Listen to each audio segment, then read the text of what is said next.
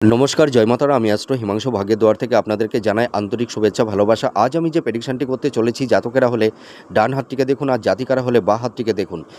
আজকের বিষয়বস্তু হচ্ছে যে আপনারা একটা ছেলে বা মেয়েকে দেখে কি করে বুঝতে পারবেন যে আগামীর ভবিষ্যতে সে একজন ভালো অ্যাক্টর হবে বা ড্যান্সার হবে বা ভালো সিঙ্গার হবে বা ভালো স্ক্রিপ্ট রাইটার হবে, মিউজিক ডাইরেক্টর হবে বা ভালো মানে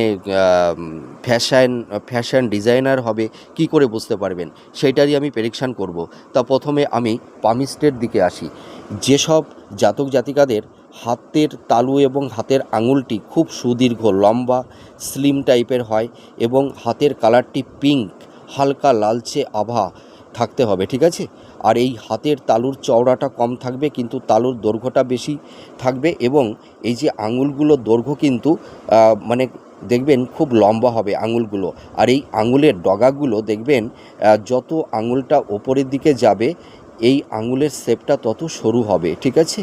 তাহলে আপনারা বুঝতে পারবেন যে এই ছেলেটি বা এই মেয়েটি অদূর সামনের ভবিষ্যতে একজন ভালো আর্টিস্ট হবে, ঠিক আছে। এবার দেখুন আমাদের এবার প্ল্যানেটটা দেখতে হবে। বুধ সব থেকে আগে দেখতে হবে। বুধ হচ্ছে বাক্যের কারক। আপনার টকিং স্কিল পাওয়ারটা কেমন, আপনি কত সুন্দর গুছিয়ে কথা বলতে পারেন। কথা হচ্ছে মানুষের আর্ট, ঠিক আছে। একটা শিল্পী হতে গেলে তার গলার ভয়েস, তার বাক্যের শব্দচয়ন সুন্দর হতে হয়, তাকে গুছিয়ে কথা বলতে শিখতে হয়। তা এই যে যাদের বুধের আঙুলটি খুব লম্বা হবে এবং এই বুধের আঙুলি মানে আঙুলে প্রত্যেকটা আঙুলে 3টি করে পর্ব থাকে, তা দেখবেন এই যে পর্বের মাঝে লম্বা লম্বা রেখা থাকবে, ঠিক আছে। আর দেখুন এই যে আমাদের এটা আয়ুরেখা থেকে যদি সুদীর্ঘ একটি বুধ রেখা এই বুধের ক্ষেত্রের দিকে চলে যায় তাহলে এটা পজিটিভ সাইন। আর এই রবিটা দেখতে হবে। রবির ক্ষেত্রে যদি সুদীর্ঘ একটি বা দুটি রবি রেখা থাকে বা রবি রেখার সঙ্গে চতুর্ভুজ চিহ্ন বা ত্রিভুজ চিহ্ন বা পতাকা চিহ্ন, এই চিহ্নের মধ্যে যে কোনো একটি চিহ্ন থাকতে হবে, ঠিক আছে।